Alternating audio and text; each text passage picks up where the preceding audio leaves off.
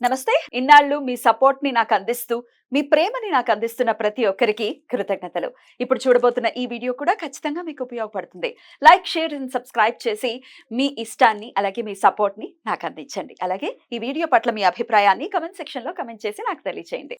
నమస్తే. Welcome to our channel. నేను పద్మిని. ప్రస్తుతంతో పాటు ప్రముఖ ఆధ్యాత్మికవేత్త, సూర్య ఉపాసకులు, sun spiritual society founder Vikramaditya garu మనతో పాటు ఉన్నారు. మాట్లాడదాం. సార్ నమస్తే సార్. సూర్యోస్మితల్లి. సార్ నరదృష్టి. బాబోయ్! నరదృష్టికి నారపరాయి కూడా పగులుతుంది అని అంటుంటారు. ఈ నరదృష్టి, నరగోల ఇది సర్వసాధారణంగా వింటూనే ఉంటాం. అది ఒక్కొక్కసారి నరదృష్టి మనకు లేకపోవచ్చు. ఆ ఘోష మనకి లేకపోవచ్చు. కానీ ఫీల్ అవుతూ ఉంటాం. ఎవరో ఏదో అనేసుకుంటున్నారేమో, లేకపోతే మన ఉద్ధతిని చూసి ఏడ్చేస్తున్నారేమోనని ఒక్కొక్కసారి ఇల్యూషన్‌కి గూడా ఎళ్తూ ఉంటాం. అంటే లేనిది గూడా ఊహించేసుకొని భయపడిపోతూ ఉంటాం. ఎట్లా డిఫరెన్షియేట్ చేసుకోవచ్చు? మనకి ఖచ్చితంగా నరఘోష అనేది మనపై ఉంది అనేది మనం ఎట్లా దాన్ని ఒక డిఫరెన్షియేట్ ఎలా చేసుకోవచ్చు?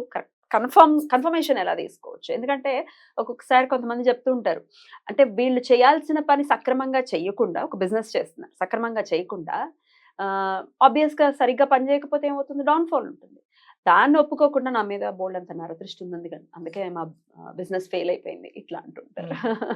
ఎలా తెలుసుకోవాలి? దీని నుంచి బయటపడటం ఎలా? అది కూడా చెప్పండి. డెఫినెట్‌గా. అంటే మనం ఒకటి నన్ను నేను ఎస్టీమ్ చేసుకోవడం. హా. ఇంకొకటి ఎదుటి వాళ్ళు నన్ను ఎస్టీమ్ చేయడం.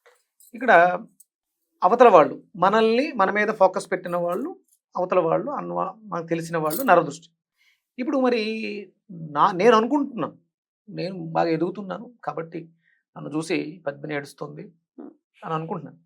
నేను ఎవరిని అదా నేను ఈ పోలిక కూడా ఒప్పుకోను. సరే, అంటే నిజంగానే మాట్లాడదాం. మన వీడియోల కింద నెగిటివ్ కామెంట్స్ పెట్టే వాళ్ళందరూ ఏడుస్తున్నా డెఫినెట్ గా పవన్ కళ్యాణ్ గారు మొన్న ఒక డైలాగ్ చెప్పారమ్మా, అవతల వాడు మనల్ని చూసి ఏడుస్తున్నాడు అంటే మనం ఎదుగుతున్నాం అని అర్థం. ఎదుగుతున్నాం అని అర్థం.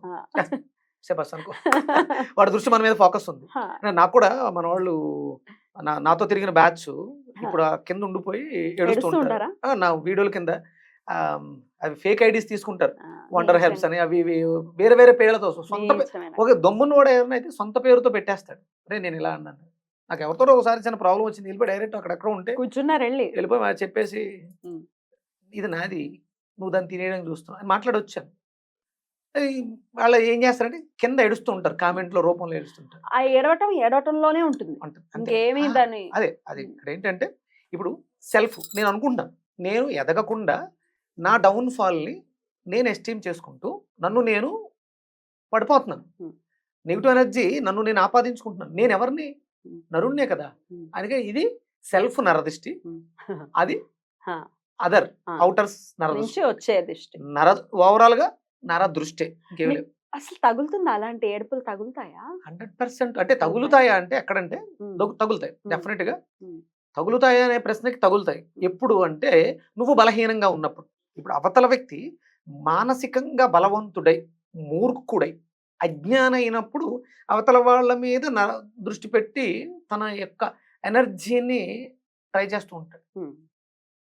ఏడుస్తూ వాళ్ళ మీద సంథింగ్ ఏదో మనల్ని బలహీనపరచడానికి ప్రయత్నం చేస్తూ ఉంటారు. నువ్వు బలహీనుడు అయితే నువ్వు దానికి వాళ్ళ మాటలకి స్పందిస్తే నీలో ఉన్న ఎనర్జీ డ్రైన్ అయిపోయి నువ్వు వీక్ అయిపోయి నువ్వు చేస్తున్న పనుల్లో ఎఫెక్ట్ పెట్టలేవు. మనం స్టార్టింగ్లో గుర్తుందా, రెడ్ టీవీ స్టార్ట్ అయిన కొత్తలో మార్చిలో నన్ను ఎయిమ్ చేయడం మొదలు పెట్టారు. నెగిటివ్ కామెంట్స్ పెట్టడం స్టార్ట్ చేశాను. అప్పుడు మనం కొంత అటు ఇటు అయినా గాడుగుడు, మనం చెప్పే దాంట్లో మంచి ఉందని అన్నప్పుడు, మనం చేసేది దైవ కార్యక్రమం అన్నప్పుడు, సంకల్పం బలమైంది అన్నప్పుడు దాన్ని ఎవరు ఆపుతారు అన్నప్పుడు మన వీడియోస్ కింద మన ఫాలోవర్స్ వాళ్ళకి ఏమంటే మీరు ఎందుకు అతని మీద ఎక్కువ కామెంట్ పెడుతున్నారు, మీకు బాగా క్లోజ్ అయి ఉంటది, మీరు అతని మీద దృష్టి పెడుతున్నారు, మీ ఇద్దరి మధ్య పర్సనల్ గా ఉంటే వెళ్ళి మాట్లాడొచ్చు కదా. ఇట్లాంటివి వచ్చే మీకు కూడా బోల్డ్ అంత పాజిటివ్ ఎనర్జీని ఇచ్చారు మన సబ్స్క్రైబర్స్. మీకు మేము ఉన్నాం. డెఫినెట్ గా అంటే ఒకడు మనల్ని వ్యతిరేకిస్తున్నాడు అంటే సంథింగ్ మన దగ్గర ఏదో ఉంది. కొంతమంది మనకి సపోర్ట్ చేస్తున్నారంటే అక్కడ కూడా మన దగ్గర ఉంది. మనం చేసే 10 మందికి మంచి. ఇప్పుడు నేను వెజిటేబుల్ థెరపీ నేర్చుకున్నానమ్మా. తద్వారా కొన్ని లక్షల మంది, కోట్ల మంది ఆరోగ్యవంతులు అయ్యారు. మేము తద్వారా దీన్ని మంచిని పొందాం. ఇది నాకు పాజిటివ్ ఎనర్జీని ఇచ్చింది. ఆశీర్వాదం రూపంలో మీకు వస్తూనే ఉంది. 100% వస్తున్నది. అంటే మనం చేస్తున్న కార్యక్రమాల్లో మనం ఎదుగుతూ ఉన్నాం. సో డూ యువర్ బెస్ట్ అంటారు. ఇక్కడ ఏంటంటే ఇప్పుడు దాన్ని ఎదుర్కోవడానికి నేను ఏం చేయాలి? హా. ఇప్పుడు అతను నన్ను క్రిటిసైజ్ చేయడం మొదలు పెట్టాడు మానసికంగా మెసేజ్ల రూపంలో.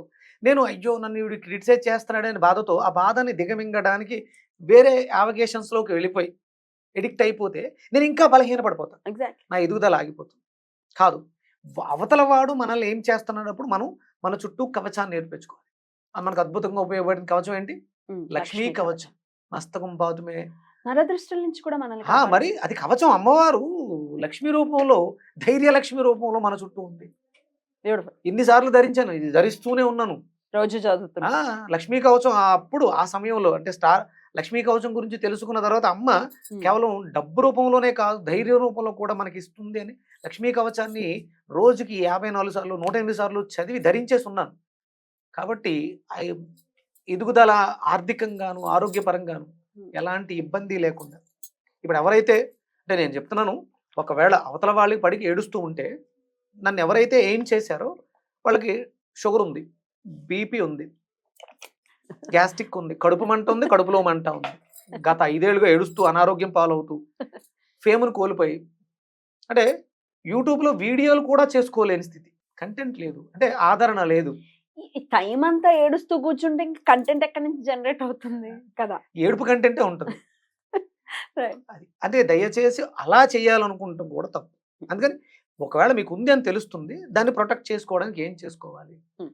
నిత్యం ఎవరైతే సూర్యోదయానికి పూర్వం లేచి సంధ్యావందనాన్ని ఆచరిస్తారో వాళ్ళకి ఎలాంటి నరదృష్టి తగలదు. సంధ్యావందనం మరి అది లేదు, మాకు ఆ పద్ధతి లేదు అనుకుంటే కనుక అంటే సంధ్యావందనం అంటే ఉపనయన సంస్కారం చేయకపోతే సంధ్యావందనం చేయకూడదా? అదే డౌట్ వస్తుంది. అందరూ చేయాలి సంధ్యావందనం. ఎలా చేయాలి? సూర్యుడితో అనుసంధానమై సంధ్యావందనం ప్రతి నిత్యం ఎవరైతే చేస్తారో వాళ్ళు జీవితంలో ఓడిపోరు. ఆడ మగ ప్రతి ఒక్క అసలు సంబంధం లేదు.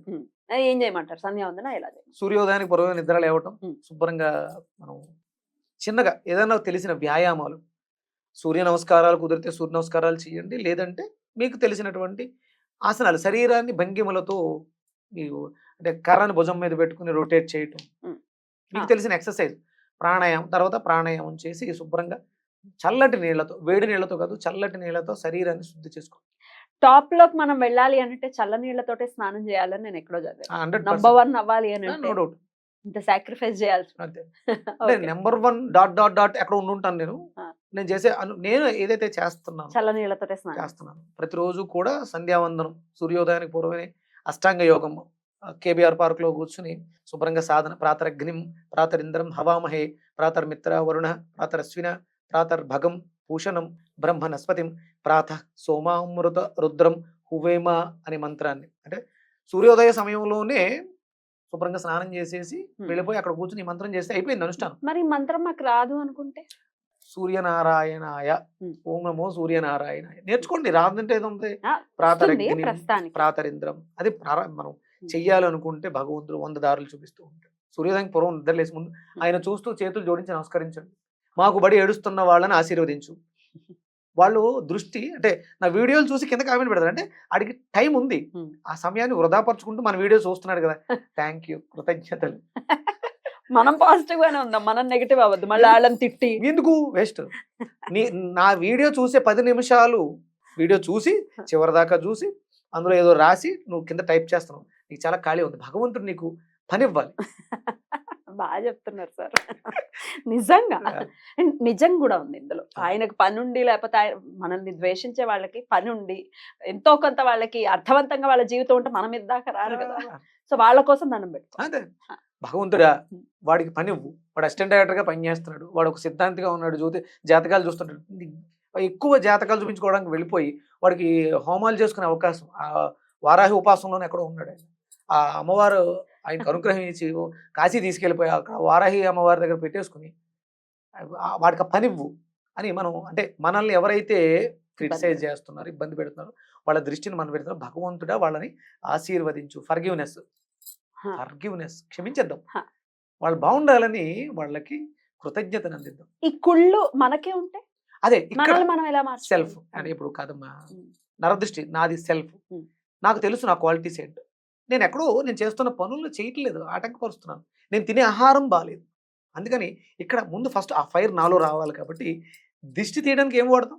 నిమ్మకాయ వాడతాం, ఉప్పు వాడతాం, ఇంకా ఎండు మిరపకాయలు వాడతాం, ఇంకా బొగ్గు వాడతాం, ఇంకా కొబ్బరికాయ వాడతాం. ఇంకా నేను వాడేవన్నీ అయిపోయాయి సార్. బూడిద కర్పూరం, బూడిద కొబ్బరికాయ, కర్పూరం వాడతాం. కర్పూరం వాడతాం. ఆ. శుభ్రంగా పొద్దుటే స్నానం చేసి ఉమ్. దేవుడి దగ్గర కూర్చుని ఒక కొబ్బరికాయ దేవుడికి కొట్టు. ఉమ్. నీ చేత్తో పట్టుకుంటావు కదా, ఉమ్. భగవంతుడికి నమస్కారం చేసుకో. నా మీద నాకు నమ్మకాన్ని పెంచు. నా మీద నమ్మకం లేక, సెల్ఫ్ పాజిటివ్నెస్ లేక, అందుకని ఆ కొబ్బరికాయని బ్రేక్ చేయి. నీ చేతుల్లోంచి ఒక అద్భుతమైన శక్తి అక్కడికి వెళ్తుంది, దాన్ని బ్రేక్ చేస్తుంది శుభ్రంగా. అలాగే కర్పూరాన్ని వెలిగించి దేవుడికి మనం హారతిస్తాం కదా, నీ కళ్ళు చూస్తాయి కదా, అవును. చెవులు గంటను వింటాయి కదా, సువాసనని ముక్కులు ఆగ్రహిస్తాయి కదా, అయిపోయింది, నీ దిష్టి పోయింది దాంతో. ఇక బూడిద గుమ్మడికాయ, రోజు బూడిద గుమ్మడికాయ జ్యూస్. అంటే నీ మీద నీకు నమ్మకం లేదు, నీ మీద నీకు ధైర్యం లేదు, బూడిద గుమ్మడికాయ జ్యూస్ తాగితే వస్తుంది. కొబ్బరికాయని ప్రసాదంగా తీసుకుంటే కాన్ఫిడెన్స్ లెవెల్స్ పెరుగుతాయి. భగవంతుడికి నివేదన, అరటిపళ్ళు నివేదన చేయి, ఆ ప్రసాదాన్ని స్వీకరించు, నీలో పాజిటివ్నెస్ పెరుగుతుంది. నువ్వు నెగిటివ్గా ఆలోచిస్తున్నావు, నన్ను ఎవరన్నా చూస్తున్నారేమో, నేనేమి చేయలేనేమో అనే అభద్రతా భావం నిన్ను మానసికంగా బలహీనం చేస్తుంది. అరటిపండు కొబ్బరికాయ ప్రసాదంగా తీసుకో, నువ్వు నీలో ఉన్నటువంటి దైవత్వాన్ని నిద్ర లేపుతావు, నాది గ్యారెంటీ. డెఫినెట్ గా ఇలా చేస్తే ఎవరైతే మనల్ని ద్వేషిస్తున్నారో దాని నుంచి బయటపడతాం. మనల్ని మనం ద్వేషించుకోవడం, లేకపోతే మనం ఇంకొకళ్ళని ద్వేషించేటటువంటి ఆ వైఖరి నుంచి కూడా మనం బయట 100%. చాలా చాలా అద్భుతంగా తెలియజేశారు. డెఫినెట్ గా ఇది ఉపయోగపడుతుంది ఏదైతే, ఎందుకంటే ఎక్స్ప్రెస్ చేయకపోవచ్చు కానీ అంతరాత్మ అనేది ఒకటి ఉంటుంది, అది చెప్తూ ఉంటుంది, ఏ నువ్వు తప్పు చేస్తున్నావు అని. ఆ అంతరాత్మే ఈశ్వరుడు, వాడు చెప్పేటటువంటి మాట మనం వినాలి. మానసికంగా బలంగా ఉన్నవాడిని ఎవ్వడు ఏమీ చేయలేదు. బ్యూటిఫుల్. దాన్ని మనం అంటే అందరం కొన్ని సందర్భాల్లో బలహీనంగా ఉంటాం, కానీ ఏదో ఒక రోజు నిలబడాలి. దానికి కావాల్సినవి భగవంతుడే ఇచ్చి ఉన్నాడు మన దగ్గర. ఇన్ని ఉన్నాయి, కొబ్బరికాయ ఉంది, బూడిద గుమ్మడికాయ ఉంది, కర్పూరం ఉంది, నిమ్మకాయ ఉంది, బొగ్గులు ఉన్నాయి, ఇవన్నీ ఉన్నాయి కదా.